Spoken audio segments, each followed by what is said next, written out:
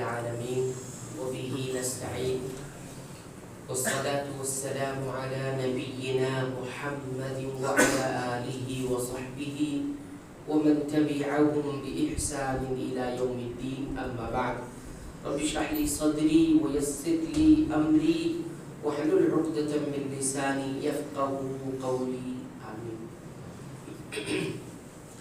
اللہ تعالیٰ الہادی ہے یعنی ہدایت دینے والا ہے. اللہ تعالیٰ کی طرف سے جو ہدایت ہوتی ہے اس ہدایت میں سے تیسری ہدایت ہدایت التوفیق کہلاتی ہے. اس ہدایت میں یہ ہوتا ہے کہ اللہ تعالیٰ انسان کو جو سیدھی راہ اس نے بیان کی ہے، اس نے بتائی ہے، جس کی طرف رہنمائی کی ہے، جس کے لیے رسولوں کو اتارا، جس کے لیے کتابیں نازل کی، اس ہدایت پر چلنے کی توفیق دے دیتا ہے. اس کو کہتے ہیں ہدایت التوفیق. اس پر چلنے لگتا ہے. اس کو عمل بھی کہہ سکتے ہیں کہ عمل کرنے لگتا ہے. اس کو ہدایت التوفیق کہتے ہیں. یا پھر اللہ رب العالمین کی طرف سے انسان کے دل میں الہام کیا جاتا ہے اور اسی طرح اچھی بات اس کے ذہن میں بیٹھ جاتی ہے، اس کے دل میں آ جاتی ہے. یا پھر اس ہدایت میں یہ ہوتا ہے کہ اللہ تعالیٰ انسان کے سینے کو کھول دیتے ہیں کہ وہ حق قبول کر لے اور اس پر راضی اور خوش ہو جائے. حق تو جانتا ہے، حق تو معلوم ہے، دکھتا ہے کہ یہ حق ہے نہ حق ہے، لیکن قبول کرتا ہے نہیں. جب تک اللہ تعالیٰ ہدایت نہ دے، ہدایت التوفیق، جب تک انسان حق قبول نہیں کرتا. تو ہدایت التوفیق اس کو بھی کہا جاتا ہے کہ اللہ تعالیٰ کسی کے سینے کو کھول دے حق کی قبول کرنے کے لیے، کہ حق کو قبول کر لے اور اس پر خوش اور راضی ہو جائے. اس کو ہدایت التوفیق، یہ تیسرے نمبر کی ہدایت ہوتی ہے اور یہ اللہ رب العالمین ہی کا خاص ہے، یہ کوئی نہیں کر سکتا. باقی جو شروع کے پہلی جو ہدایت ہے وہ بھی اللہ ہی کرتا ہے. دوسری جو ہدایت ہے وہ اللہ تعالیٰ کسی کا ذریعہ بناتا ہے. وہ کوئی بھی ہو سکتا ہے، وہ انبیاء بھی ہو سکتے ہیں، رسول بھی ہو سکتے ہیں، وہ عام انسان بھی ہو سکتا ہے، جس کے ذریعے اللہ رب العالمین کسی کو ہدایت دے. ہدایت دینے کا مطلب اس کے سامنے صحیح اور غلط واضح ہو جائے، ہے نا. یہ ہدایت الارشاد ہوتا ہے. لیکن ہدایت التوفیق کسی رب العالمین کا خاصہ ہے. اس سلسلے میں چند آیات ہم آپ کے سامنے رکھتے ہیں دلیل کے طور پر. پہلی دلیل ہے سورہ الکہف کی آیت نمبر 17. اللہ تعالیٰ فرماتے ہیں من یہد اللہ فہو المہتد، جسے اللہ ہدایت دے دے فہو المہتد، وہی ہدایت یافتہ ہے. یعنی جس کو اللہ رب العالمین عمل کی توفیق دے دے وہی اصل میں ہدایت یافتہ ہے. بہت سارے لوگ علم ہے، بہت سارے لوگ جانتے ہیں، بوجھتے، عمل نہیں کرتے کیونکہ یہ ہدایت التوفیق انہیں نہیں ملی ہوئی.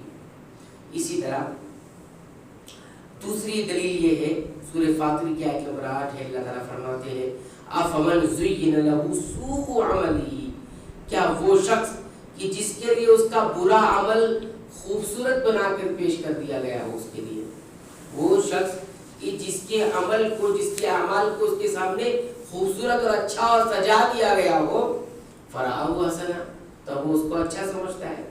تو کیا برابر ہو سکتے اس کے کہ جس نے اچھا عمل کیا اس کو اچھا سمجھا، اس کی طرح برابر ہو سکتا ہے؟ بالکل نہیں برابر ہو سکتا. ایک شخص سے برا عمل اس کو سجا کر بھی بتایا گیا ہے تو وہ اس کو اچھا سمجھ رہا ہے، اے برا، اے خراب. پھر آگے فرماتے ہیں فَإِنَّ اللَّهَ يُضِلُّ مَن يَشَاءُ، بلا شبہ اللہ تعالیٰ جسے چاہتا ہے اسے گمراہ کر دیتا ہے، وَيَهْدِي مَن يَشَاءُ، اور جسے چاہتا ہے اللہ ہدایت دیتا ہے. کون سی ہدایت؟ یہی ہدایت التوفیق، چلنے کی ہدایت.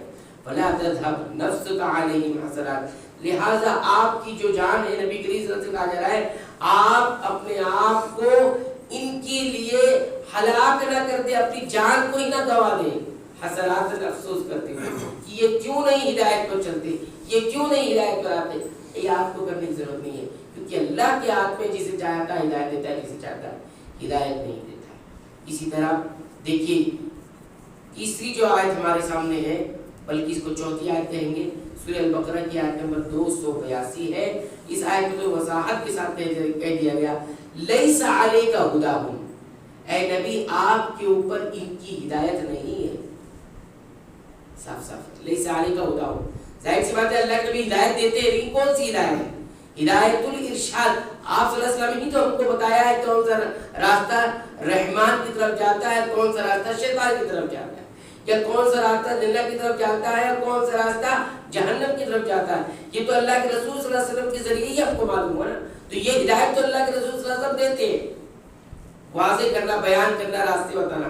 لیکن وہ ہدایت جو چلا دینا، یہ اللہ کے رسول صلی اللہ علیہ وسلم کے پاس بھی نہیں ہے. اس لیے کیا کہا، لیس علیک ھداھم، اے نبی آپ کے اوپر ان کا ہدایت دینا نہیں، آپ کی ذمہ داری نہیں کہ ہدایت دے دیں آپ، یا آپ کا کام نہیں ہے، آپ یہ نہیں کر سکتے. ولکن اللہ یہدی من یشاء، حقیقت میں اللہ کی یہ خاصیت ہے کہ وہ جسے چاہتا ہے ہدایت دیتا ہے، یعنی سیدھی راہ پر چلا دیتا ہے. اس کے بعد ہمارے سامنے 5ویں آیت ہے سورہ سجدہ کی آیت نمبر 13. اللہ تعالیٰ فرماتے ہیں وَلَوْ شِئْنَا، اگر ہم چاہتے، لَآتَيْنَا كُلَّ نَفْسٍ هُدَاهَا، تو ہم ہر نفس کو اس کی ہدایت عطا کر دیتے، سب کو ہدایت دیتے. ہماری مشیت میں یہ چیز نہیں ہے، ہم نے دیکھا کون ہدایت پانے والا ہے اس لیے اس کو ہدایت ملی، اور کون ہدایت نہیں پانے والا تو اس کو ہدایت ہم نے نہیں دی. اگر ہم چاہتے تو سب کو بھی ہدایت دے دیتے. اس کے بعد دیکھیے ہمارے سامنے 7ویں آیت ہے سورہ المائدہ کی. اللہ تعالیٰ فرماتے ہیں یہدی بہ اللہ من اتبع رضوانہ سبل السلام ویخرجہم من الظلمات الی النور بإذنہ ویہدیہم الی صراط مستقیم. کہ اللہ تعالیٰ نے تمہارے دربار کے رسول بھیجا اور کتاب بھیجی. اب اسی رسول کے ذریعے اور اسی کتاب کے ذریعے اللہ تعالیٰ ہدایت دیتا ہے. یہدی بہ اللہ، اللہ ہدایت دیتا ہے. من اتبع رضوانہ سبل السلام، کس چیز کی ہدایت دیتا ہے؟ سلامتی کے راستوں کی، صحیح راستے کی ہدایت دیتا ہے اس کو جو اللہ کی رضامندی کو فالو کرتا ہے، یعنی رضامندی کی اتباع کرتا ہے کہ اللہ کیسے راضی ہوتے ہیں. اگر وہ اس کی اتباع کرنا چاہتا ہے تو اللہ تعالیٰ اسی کو سلامتی والے راستے کی ہدایت دے دیتے ہیں، دکھا دیتے ہیں، راہ اس پہ چلا دیتے ہیں. وَيُخْرِجُهُم مِّنَ الظُّلُمَاتِ إِلَى النُّورِ، اور اللہ تعالیٰ ایسے لوگوں کو نکالتے ہیں من الظلمات، تاریکیوں سے. بہت ساری تاریکیاں ہیں، گمراہیاں ہیں، وہاں سے نکال کے الی النور، ایک نور کی طرف، ایک سیدھے راہ کی طرف لے آتے ہیں. بِإِذْنِهِ، اللہ اپنی اجازت سے ہی کرتے ہیں.